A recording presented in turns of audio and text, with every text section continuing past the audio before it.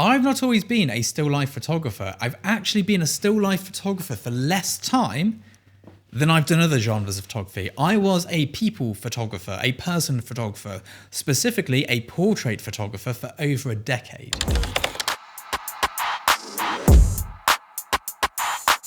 And I want to talk to you about the kit, the money, the lifestyle, the work, what was good, what was bad, about that era of my photography. And we're going to do this for different ones as well, because I was also a music photographer.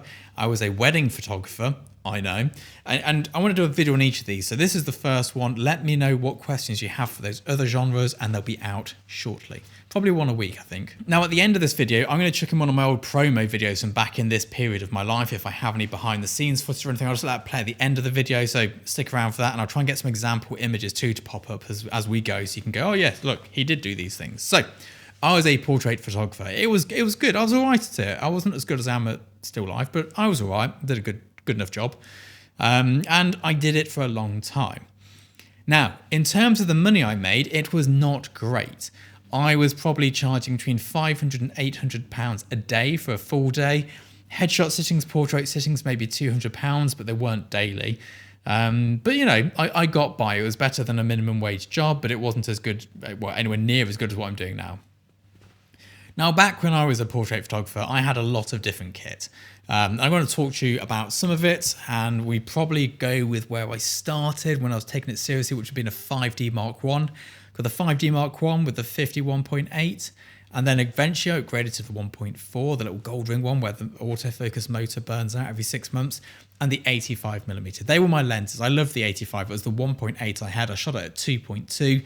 I'd light everything on location with a speed light through an umbrella, and in my studio, when I got one eventually, through an Octabox with a Bowens 500 watt head. Beautiful bit of kit, lovely lighting, nice images. Nothing to write home about. They just look like a copy of everyone else's work, really. You know, that's what I was doing back then. But I enjoyed it. Now, throughout this period of my photography, I went from a 5D to a 5D Mark II. And then alongside that, I shot with a Mamiya 6.7 RB with the 140mm floating element lens, which was beautiful. There were some other cameras we used in that time as well. We used a Hasselblad with a P25 Plus and a Mamiya with a P45 Plus bag. Great cameras for that sort of work. Beautiful depth, great colors, 16-bit color depth, just nice stuff. Now, the portrait photography took me around the world. I got to shoot in different countries. I got to shoot some very famous people, some very interesting people, some very successful people.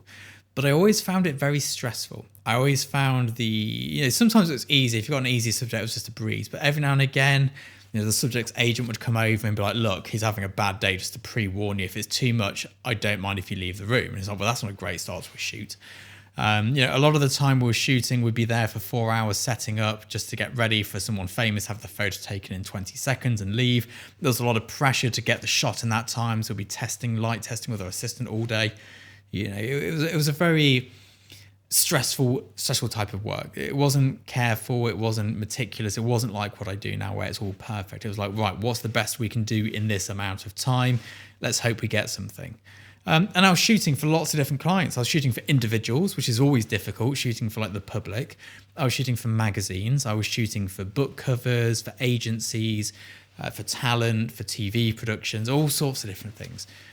And it was a real, every day was different. People say, oh, you go to work as a photographer, every day is a different thing. When I was a portrait photographer, it really was a different thing. I'd be photographing someone's book cover one day, the next day we'd be doing headshots at a bank. The following day we'd be taking portraits of like a famous singer. And, it just goes on and on. It was a very varied lifestyle. I enjoyed a lot of it, but I didn't enjoy the stress and I didn't enjoy the bad money. It's something which really, not so much the bad money, but more the stress just didn't work for me, which is why I moved to still life. Actually, having met my partner through shooting her book cover, she's the one who was like, what are you doing this for? You don't like this. Maybe you should try photographing things that don't talk back to you, which is how I ended up here. But yeah, it was a very strange thing to go into for somebody like me, someone very meticulous, someone slightly scientifically minded, to be working with people who just keep moving around. It was also very difficult working with creatives. So a lot of the people I took portraits of were actors, musicians, in rock bands, whatever it may be. and they're unreliable. They turn up late. They don't turn up at all. They turn up in a state, whatever it may be. It was a very difficult thing for me to personally do. So it wasn't great for me. But I had a reasonable amount of success, and I had an agent as well during this time.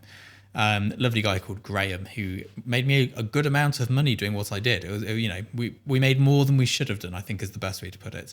And it was okay. The kit was nice back then. You don't need great kit for portrait work. You can shoot on a 5D Mark I, and the skin tones are beautiful. You don't need the latest R5 or whatever Canon has at the moment, or R6. You just anything with a nice lens, nice soft light, and you're sort of good to go.